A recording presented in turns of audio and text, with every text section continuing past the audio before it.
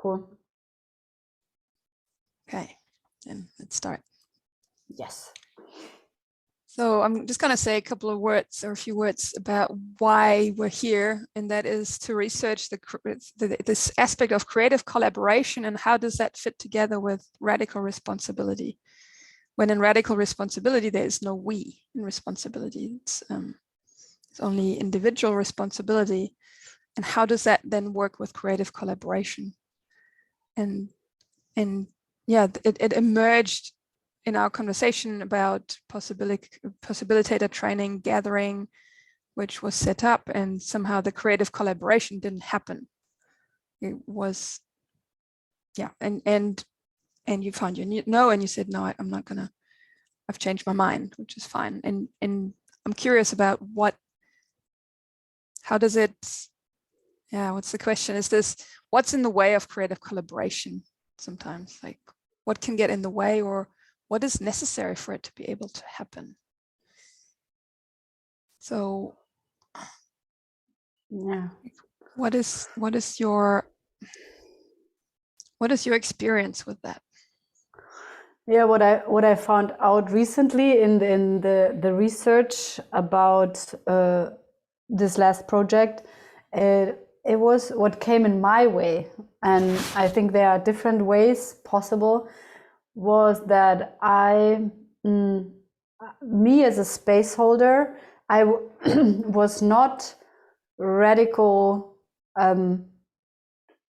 honest to myself when I started the space holding.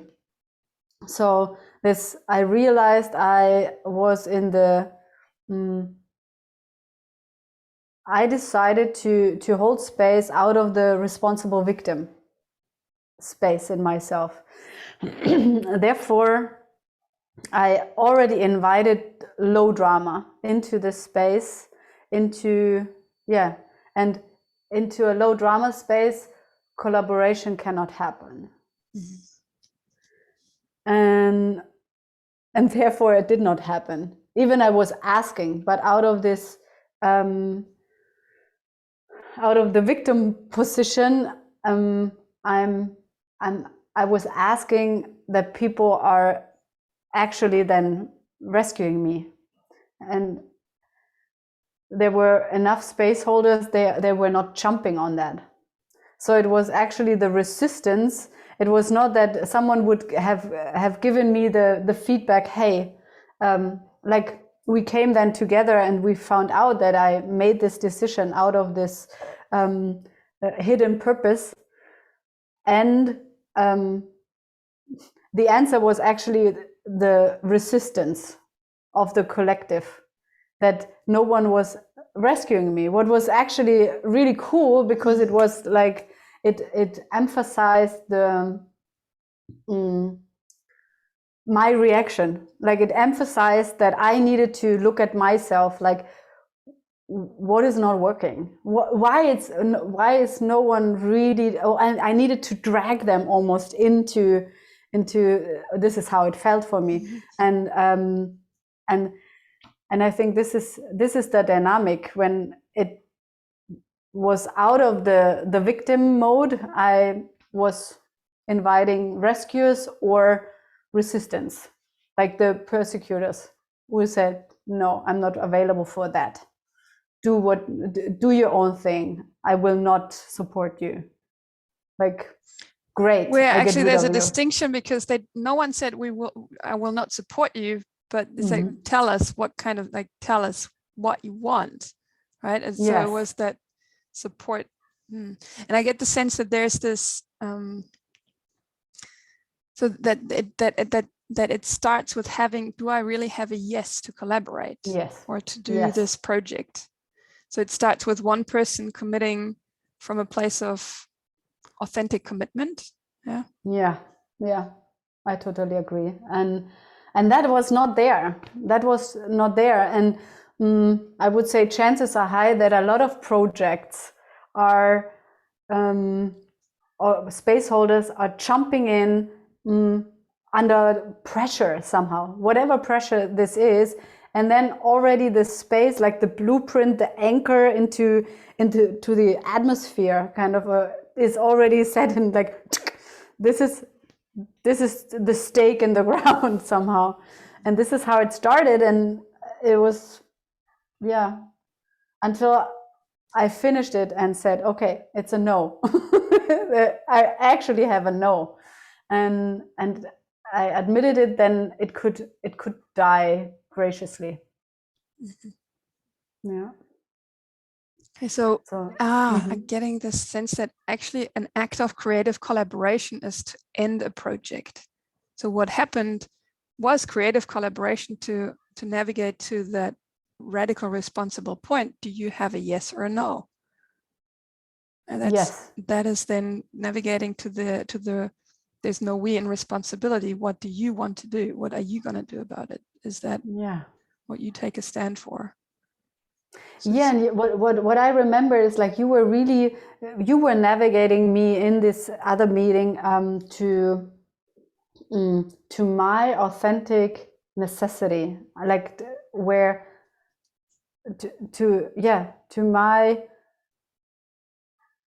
where I where reality could not be avoided anymore, and I was faced with this. Okay, this is it. This is I lied to myself. I pretended. It was so clear, and you were navigating me to this space where authenticity could align again. Yeah. And this is collaboration. It's also, but so it was a different space also. So that there's this thing of, I'm getting this thing of commitment in collaboration. It's like committing to something different than the project. It's like what is it? Because if I commit, like if I want a possibility training gathering, possibilitator training gathering, and I'm not willing to do it, I'm not willing to organize it, and then you say, yes, I'm going to do it. And even though I may have sensed, well, is that really a yes already at the start? If I commit to the project, or maybe that distinction is not quite accurate yet, but if I commit to that thing out of this own motivation, then it will happen and I don't have to do it. So then I want the result rather than the path or the way or go like really pull the sword earlier and say, hey, is that really a yes? Like I can't really feel it. So it starts earlier than, and it's something about what am I committed to? Am I committed to a hidden purpose of having this easy way of someone else is going to do the job for me or something? Yes, I want the result, but I'm not willing to do anything for it myself, or I don't have a clear yes to doing it. And then it's like the convenient road that someone else does it. And then we can call it creative collaboration. And I don't know, something about that. There's a shadow in the creative collaboration like that. Yeah, like what I see saw very often, and not in this case, or like, but when I was sitting in meetings, like in my kind of past life, it was this, okay, when someone took over a task and you already in a group, I sensed like the person will struggle, there's resistance, the person is not really taking it on. And actually, I would say you also saw it already. I said yes, but it was this squeezed in yes, right?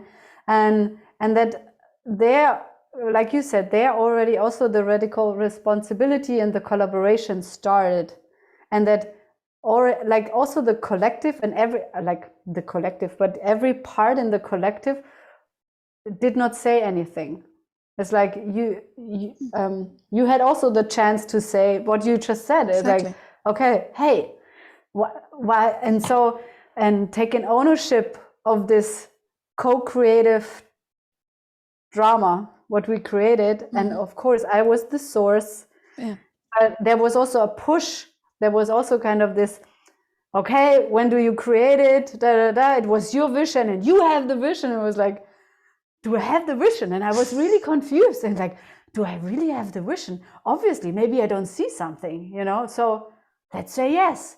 And I was also, there was this be pleased that someone thinks I have a vision of this big gathering. And I said yes to something which I was like, it was just an impulse. And probably what I have needed to say is like, okay, this is what I see and it's not on my bench. But this is not what I said. I just said, hey, this is what I see. And the intention was, okay, Vera, will you see it? That this is necessary somehow. And already there was also something hidden in my approach, in this kind of, I put it in the space, but I was not 100% clear. I would just put it in the space, so that then the space holder needed to give it back to me, kind of. It started already when I brought in the proposal, or like the possibility, because it was not a proposal, it was a possibility. Yeah, so I get that. Again, it comes to this: what is the origin, the point of origin of the project? Yeah, and it's even so sneaky. It can be so sneaky and subtle that it comes from a place of, it could be from a place of pressure. It could be from a place of also this joy of, yes, I want to do that. And then needing to check in, okay, is that my priority right now? Because there are maybe other jobs on your bench that you have this big yes for, and that that come first, something like that. So it's this, and the radical responsible part, the there's no we in responsibility part would be, is this, each one involved, like your responsibility to check, do I really have a yes? My responsibility when I notice there's actually a resistance in there, or there's something smells like like swamp, or like not clean, or something, that I simply name that and say, I don't feel it, I don't get it. What, like, yes, I want this to happen, and I'm not willing to honor, also to own it. It's like, I would love this to happen, but I don't want to do it. I will not do it. So that is like the start point for creative collaboration. And really to pinpoint and say, and I see that you don't want it neither. Yeah. So something is there, and okay, can we have another conversation? And yeah, it was so fast, like how it was set up then, and and there was also what I also realized in me, that I wanted to make it happen then, because it's like, okay, when I say yes, I need to drag it through, kind of. Even there was this no in me. I don't want. It's actually not what what has priority. What you just said, it has not priority, and yeah, and I need to get through. And this is then what happened. And it was really very, very early in the beginning, and it started for me when I brought the necessity in the space. How, and not just that, but how I brought the necessity in the space. And I remembered that there was a spin of my gremlin in it, where it was like, okay, this is what I see, and it's on your plate. Yeah, that's the expectation. I could sense that there's an expectation. Yeah. Expectation that I see what needs to be done, and it's your job. So I expect you should do that. Do that. Because it's your role, or you're the space holder, and yeah. I see we've, like, there's some gold that we've already distilled from, like, what are the blockages to creative collaboration, or to a project being created in creative collaboration. So at the start already. And I see that for the whole group, there's maybe some emotional reaction, some memes running about how, like what you just said about, I need to get through, now I've said yes, now I need to follow through. So also this meme of, when I've said yes, I need to stick with it. I'm not able, yes, I need to stick with it. It's not okay to change my mind. Yeah. That's not possible. It's like in a modern society, it's just not, you say, you get order and you do it, kind of, in this, and then other hidden purposes from my side as well of, I want this to happen and I don't want to do it. So from that motivation, then I'm blocking creative collaboration in the moment of the birth of the project. Having also not a yes, having a no, actually. So if that's the first stage, and then it continues, like, then let's say, so the project continued, and I heard you say something about your frustration that somehow it didn't take off, and you put all this time in it and energy, and created a flyer and posted it everywhere and asked people to put it like on their newsletters, and that didn't happen. What aspect, like, how would you, or how did creative collaboration not happen there for you, and what was in the way for that? I think it's again another expectation that people would the expectation that people would have been all on the same level, like very commonly spoken. And it's not like, but that people would be on a certain level. I think this is the better sentence. But anyway, it's an expectation, and that was not checked by myself. I just had the assumption, and then it became an expectation, and it was not fulfilled, and I got frustrated, and I was like, why?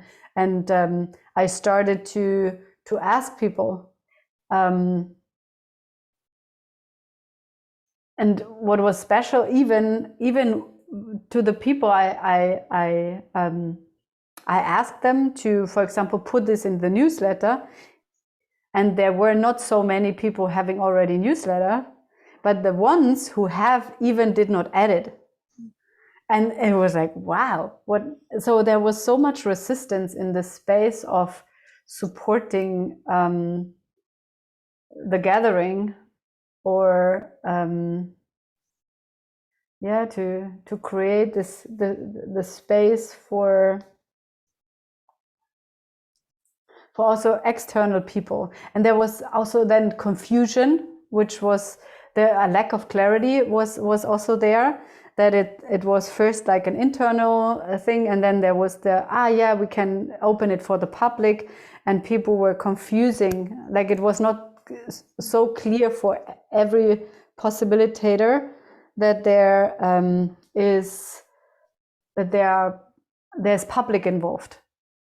That's not just an internal, we are coming together and get to know each other, but it's also public. So it's important to get it out with the newsletter and get it out to the people, to the crowd. So one expectation after the other. Yeah, and what pops up for me there is this also not being radically honest about where people are at, that assumption that people have newsletters, and that maybe the level of maturity or of responsibility in the possibilitator training is not as high as you expect. Like this radical honest assessment of, okay, this is not reality, this is a fantasy. Or and the other aspect that I see is this, where did you not access this field of creative collaboration, this bright principle of creative collaboration in that stage? And I'm really grateful that we can use this experience as an example, and it's like, I'm really grateful that we can do that on this example, and it's not about blaming you or something. I find it's just so fascinating, and I've been in projects like that. So that's just one example. So how could creative collaboration happen? What would be a different way of doing it and with creative collaboration? Like what I see is that there's one space holder, yes, and already the space holder brings in a team and calls in a team for the necessity of a bigger project, etc. And then everyone needs to commit, and so the even there's no responsible in the we, then the collective takes responsibility, because every part of the collective said yes and committed. And then it's not a commitment to me as a space holder, it's not a personal thing, but it's a collaboration for the space, for the project, for the event, for whatever project. And that was not happening. So I did not also call in. Even I called you in. For me, I already called you in, but I was not reaching out individually to you and said, hey, are you in? Or we did not do this in the space together and said, okay, every one of us, like what also Vera said, she said, I need to ask you and you and you and you. And it's like, okay, but this is not what we did. And what I also not did. And then, okay. So, and what held, yeah. I'd still think even if everyone says yes, there's still not a collective responsibility. And there's this, but then because as a space holder, this thing that if there's a lack of responsibility in any of your team, then your job would be to raise the level of responsibility. So to ask, say, I hear you said yes to this and you're not doing it. What's happening? Like, what do you need? So it's this not having to do it all by yourself, radically relying on your team. And then when the team has hiccups or something doesn't work, to follow that up. So it's really a space holder job. Yeah, to keep it running, to have enough anger as a space holder to keep it rolling, and to use your fear to scan the space. Where are the hiccups you said? Where are the lacks of interactions? Where is it stuck, and what does it need? And then to reach out and to what you said. Okay, hey, what's going on? What is blocking? What do you need? What is missing?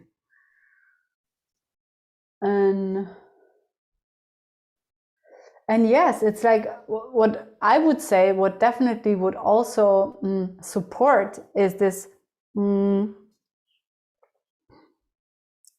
that it's a bit a different context. But for example, we in the community, we have this commitment, and we are standing in each other's next to each other and say, okay, I'm committing to your commitment, and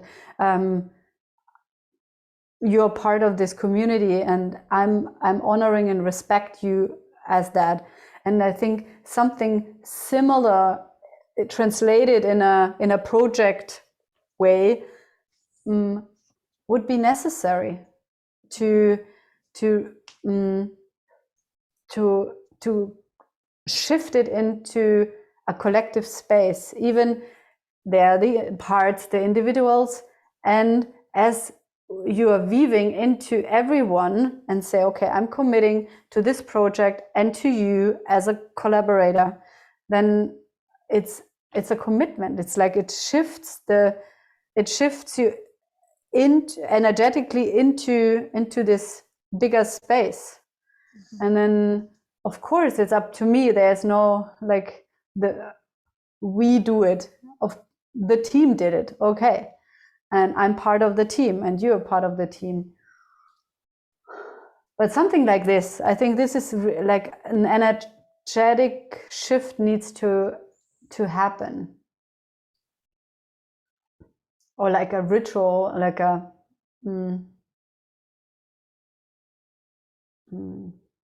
procedure, something. I have not the right word yet.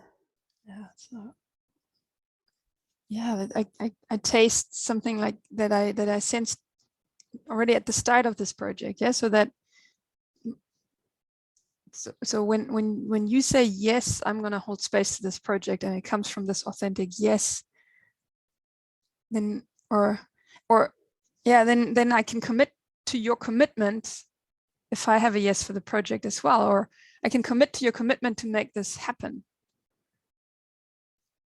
And it's this in a group of people that's in the team that has the same project as a commitment, then to commit to each other so that each one can bring their full power in, because we all have these what do you call them, the negating forces, the forces that try to prevent something from happen, like a gremlin move, or vampire entities that make sure we don't get out of bed and don't do the stuff that we have, the energy is drained and all that stuff. So the destructive forces or something like that. And so to commit to your commitment to create this project, then I, as well as committing to the project, it's related, it's linked somehow.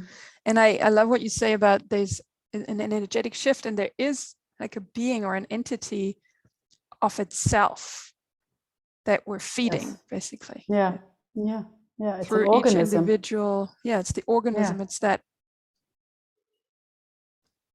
thing that is bigger than the sum of each individual. And the being of the project, it's like the and it's built onto the blueprint, on the codex, or like how the values, the bright principles, which are again the sum and more, what you said, and more from its parts, equal, how do I say, participants or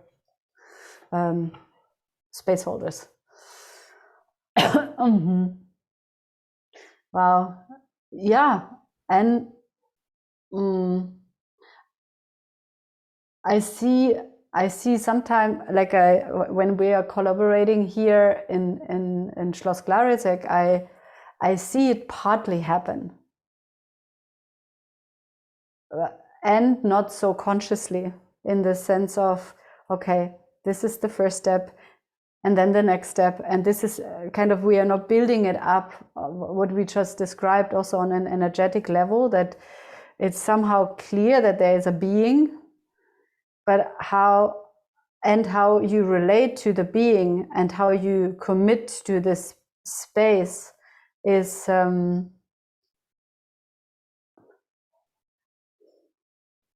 somehow held from some people, but not from all. So and I think this is really different, when everyone really gets it, what they are opting in, and not just they are blind passengers or something. And they are also there, kind of, oh yeah, I find the door, I don't know how, but I found the door, and sneaked in. And I think for the main space holders, or like collaborators, it really needs this ownership. Yes, and not just for there's this thing with blind passengers, they can sneak in. I think if I, as a space holder, allow them to stay and I don't do anything about it, it's like a parasite. It just sucks out the energy, and it drops the whole thing down. And maybe then and that might be what had happened, right? There's these, we're like blind passengers, spectators, and saying, yes, go, you do that, Christina, but not being part of the team. And not really, yeah, this thing of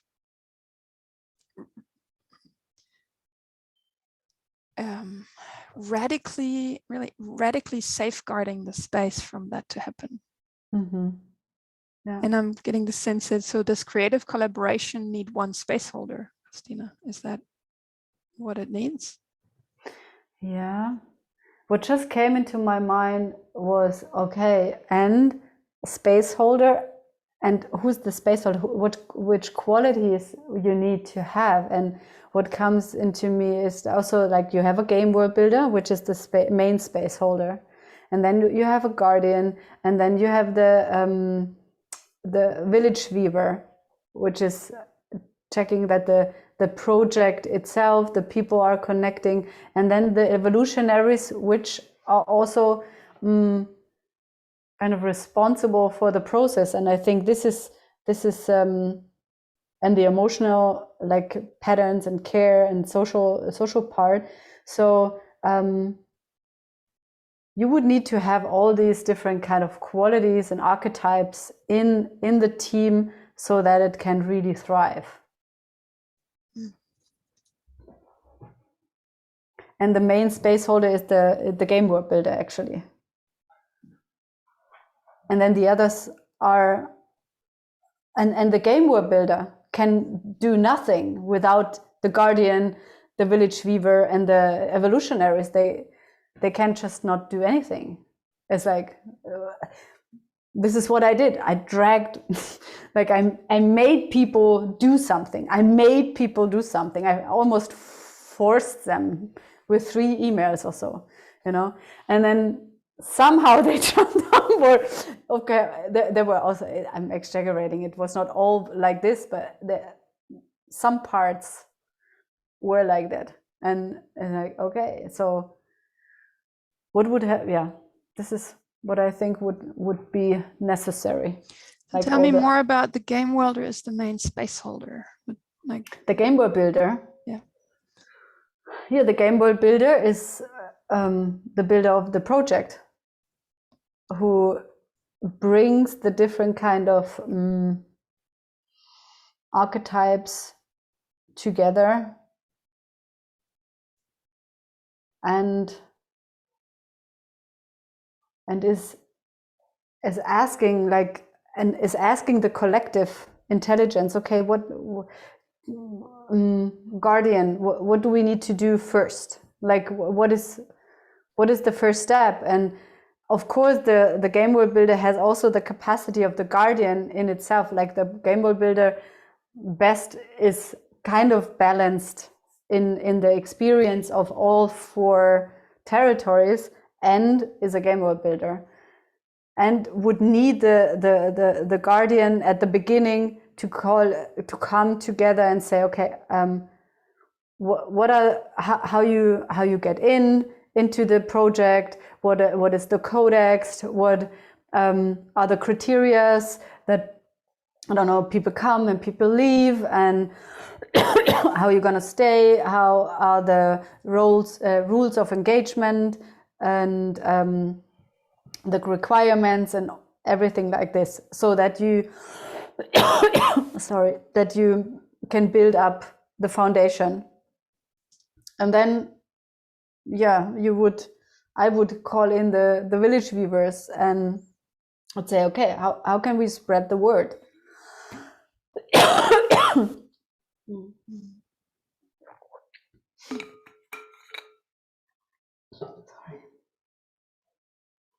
and would create kind of a strategy to spread out into the world. And then when there are some resistances in the field, there are the evolutionaries, which is like, okay, here we go. I think an EHP is necessary to thrive even more together. And so it's actually then the game world builder who brings in the qualities of the others. So everyone is really equally important in a different flavor, in a different way, with the different qualities. And like also for me, the collaborative effect is as soon as I, like when I go very on a personal level, when I sense I can really contribute, no matter in which role I am, but I'm equally important, and it's not about this 100%, this is equal, but like this, we are on eye level, everyone brings in their skills, their gifts, and we need to thrive. It's not like the game world builder who gets all the attention and it's the hierarchical structure, but it's this, we are in a torus technology together. And yeah, this is what I see. And yeah. Oh, cool. Thank you. This is super useful for me on a personal and super personal level right now because of the project that I'm invested in. So it gives me some gold, and I have the sense that I'd love to have another conversation, like building on from that, on the torus technology and your experience in Schloss-Clarisek with that. I'd love to do that if you're open for that. And that would be really with the intention for that community that I'm building. Cool. Yes, yeah. I'm in. Cool. So I think it's a good rounding point to close the recording and the call. Okay. Cool. Thank you, Christina. I'm going to stop the recording.